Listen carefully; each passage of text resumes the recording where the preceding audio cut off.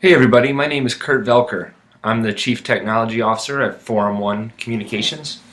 I've been working with nonprofits, federal agencies, and large organizations and the web for about 15 years. And I'm excited to have the opportunity to share a little bit of what I've learned over those years with you all today. Again, I'm Kurt, and nice to meet you all, albeit virtually.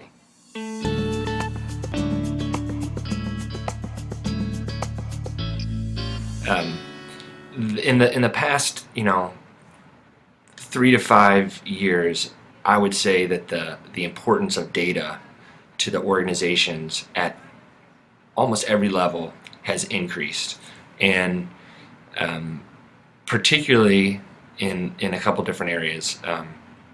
The first is in the expectation of nonprofits' key audiences, whether they're consumers, the media, policymakers, influencers, decision makers. The importance of data in the decision-making processes of all of those audiences is just heightened. The way in which people expect now to make decisions based upon data, everything from investigative journalism into the way policy decisions are made, it's, data is the new black. And so there's this big pressure on organizations, nonprofits in particular, to use the data that they have to tell their story in really compelling ways, so that the message that they have on whatever issue or problem that is that your nonprofit is trying to solve needs to make data a big piece of how you talk about the successes that you're having, the problem that you're trying to tackle, because it's what's expected these days. So I think that's one big trend, is that we're seeing nonprofits really turn to data not as a byproduct of their output, but as a primary focus of what they're trying to do. Another big trend, I would say, is distribution of data in machine readable formats.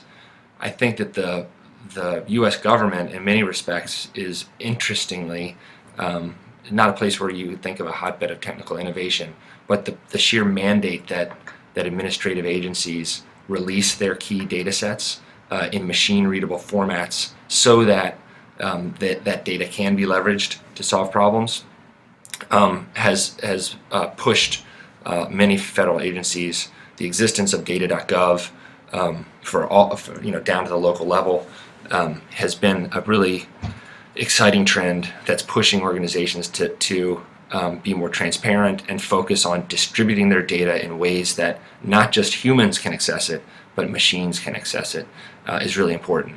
And that's having an impact in many places.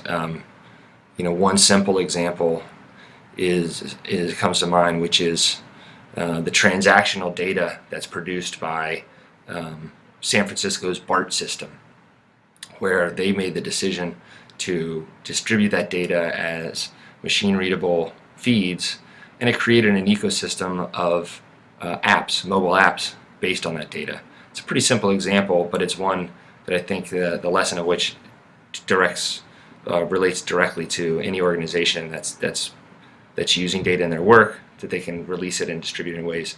So I know that the Environmental Defense Fund now releases machine readable data around sustainable fish practices, so I can look up and easily find out what fish is on a menu and see if it's a sustainable fish, and that information is released as machine readable, and people can build apps on it, and they have. And so the problem starts getting worked on by many people, not just by your own organization. So those are two big trends: transparency and distribution, and the combination of those two are pretty powerful.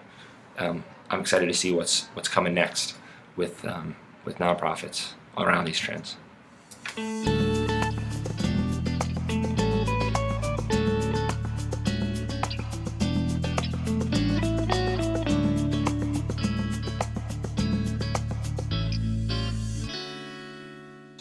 Well, it's a great question, and I think that there's really three kind of pillars of data types that almost all nonprofit organizations have and should be taking advantage of. So those three, in order, not of importance. The first is financial data. Every organization has it, both their own internal operational finances, as well as the financing and funding of their programs and projects. So financial data can be really informative for your own internal business process decision making, to make sure that you're learning from what investments are working and what aren't at the institutional level. There's a lot of work being done around dashboards and data visualization for decision making within your organization. But it can be really valuable if you're working within a framework where you're sharing some of that financial data with comparators or kind of friendly competitors within your sector, so that within your sector you're starting to get a sense of what information or what programs are effective and what aren't. There's a project run by the Acumen Fund called Pulse, which is a benchmarking performance indicator across sectors. It's a free software tool for nonprofits to measure their impact output. So it's an interesting example of the nonprofit space doing just that with their own data. So that second pillar I mentioned is research data. And research data is the stuff that I see really frequently locked inside of PDF documents. It's if your organization is creating white papers and policy briefs and position statements and educating the public, it's very likely that you've got reams and reams of data. That data is probably not very accessible. It's probably on page 7 of your policy paper, and it's got a chart that's hard-coded into your PDF followed by a table. This is the data that really screams out to be transformed into digestible, single, bite-sized information that's visualized and made available in lightly interactive ways. The third pillar, a place of data that I think that most organizations should look to in order to take better advantage of their data within the organization, is performance data. This is similar in many respects to the financial, because you want to kind of combine financial data with performance data. But performance data is pretty straightforward. It's what are the outcomes that you're seeing because of your programs or efforts that your organization has undertaken. So performance data, much like financial data, is really, really valuable for you to understand what's working for your own organization, but it's equally important and can be a really compelling, motivating data set to share and to visualize and to market your own organization with by touting your own successes, or by pointing out how the problem that you're trying to solve with quantifiable performance data. So those are three places that I would start with from a nonprofit perspective on the types of data that you should be thinking about leveraging more effectively within your organization: financial data, research data, and performance data.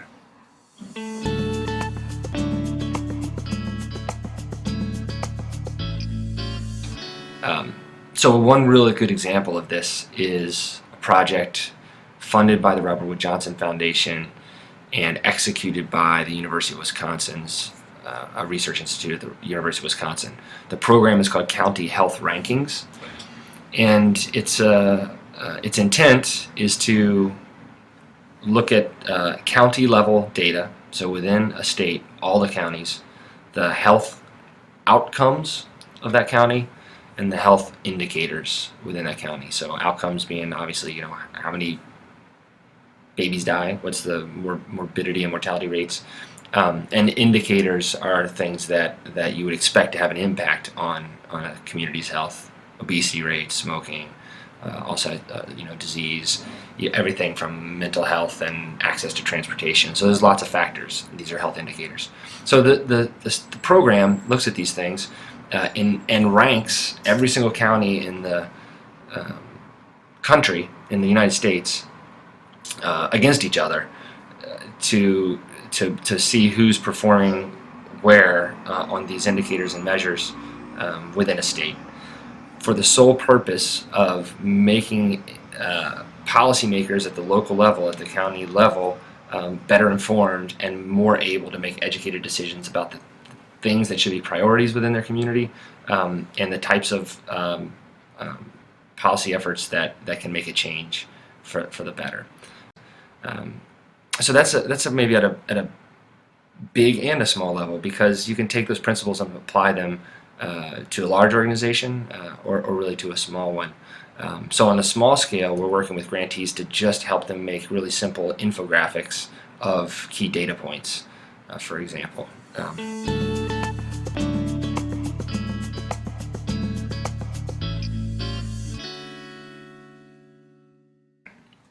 It's a great question, and it's never a simple one to resolve. I would say that regardless of your organization's capacity, regardless of your access to technologies, regardless of your budgets and your funding cycles, there are certain things that data brings to the table as far as strategic advantages for your organization that make it impossible to ignore. So regardless of all those things, budgets and resources, some percentage of your time and energy needs to be spent thinking about the data that you have available and how to better leverage it, because it can quite simply make your nonprofit more effective at solving the problems that it's set out to solve. So what are some of those things that make data so imperative in my mind?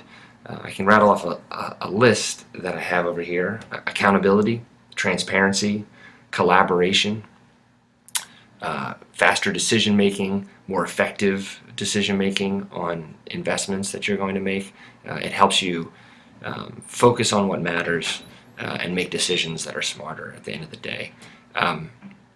So I would say that even if you're resource constrained, and who isn't, even the largest nonprofits have resource constraints, that there should be some folks in your organization that are thinking about data and how to put it to work in order to make your organization a stronger one.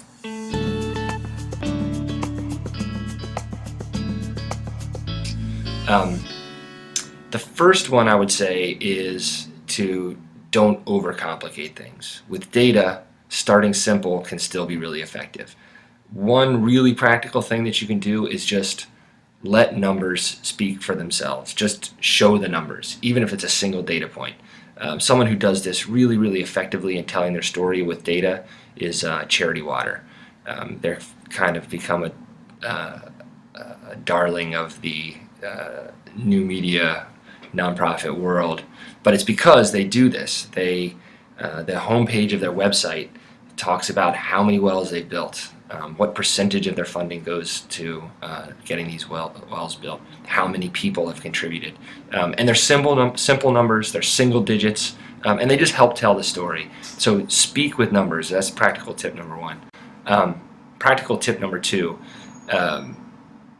maybe it kind of gets this simple is better, but start with making available your what you consider your most valuable data sets in machine readable formats, regardless of their sophistication technically. So what do I mean by that? Let's say that your organization is tackling health issues in a particular region in Korea, and you've got immunization data, let's say, or health indicator or health outcome data that's related to your region. Make that data available as an Excel spreadsheet.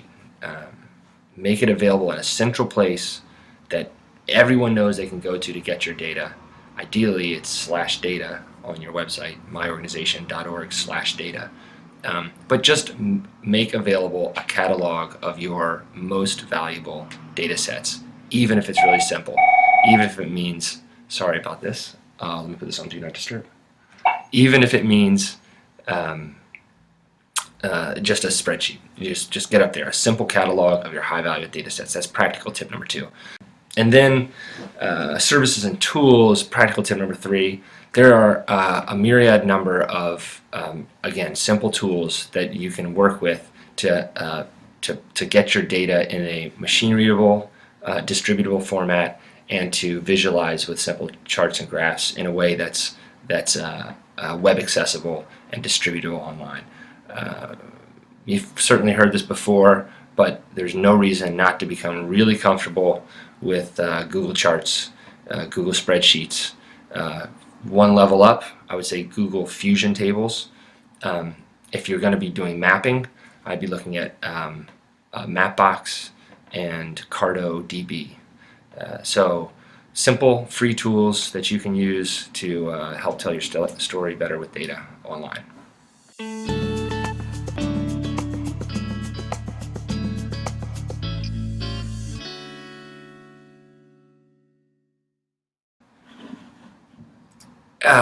Through my work with data at Forum One, I would say that we've spent most of our time, and I've spent personally most of my time, working with organizations, hopefully in the looking ahead category, making them analyze the way they work, the way their business processes rely on data, the way data is used in their outputs, their products, their work products, and hopefully helping them see areas where those two can come together to really benefit the organization strategically. Yeah, a lot of my time is literally asking the question, what's the point? What's the tweetable version of this report or this finding or this data set? And then digging in and finding the real message, the real story that's behind that data, and then letting the data tell that story. That's maybe a little bit of a tangent, but a lot of times the conversation starts where a customer comes to Forum One and said, hey, we've got all this data. How can we visualize it? So they start with the data. They say, well, here's this data set. We've got this data set. Let's visualize it. And the first thing that we do is we tell them to step back, and the starting point isn't the data. The starting point really is, what's the story that you want the audience to hear?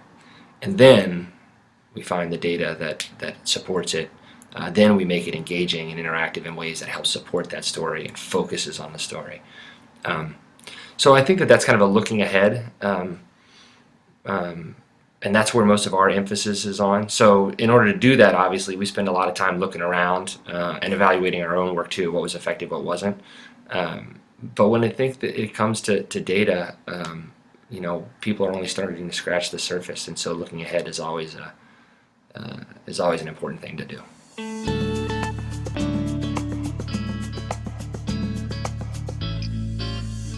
I think that the best advice is to start simple. Thinking about data just generally, even just saying it can mean so many different things to so many different people, that just be really clear with yourself about what it is that you're trying to achieve, and then figure out where data fits into the picture. The other advice that I think is most critical when it comes to how to use your data to really help the communications of your organization's mission would be that focus on the story, don't focus on the data, that I just talked about in the answer to the last question. Focus on the story, even if it's a simple one.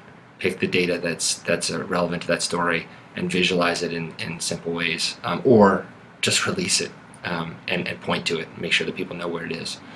I hope that's helpful. That's my two biggest pieces of advice. Start simple and start with the story. Good luck in your data adventures. I hope that what I shared was useful to you, and I would like to leave you with one parting challenge.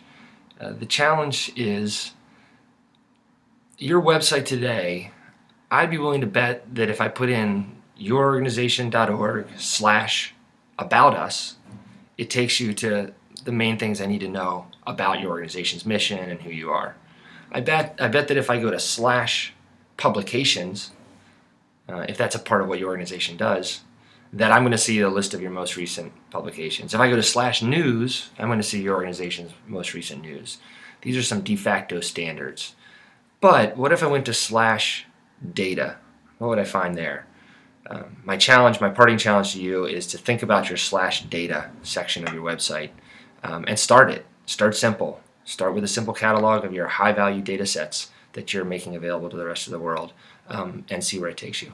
So enjoy the conference, and thank you so much for allowing me to share some of my experiences.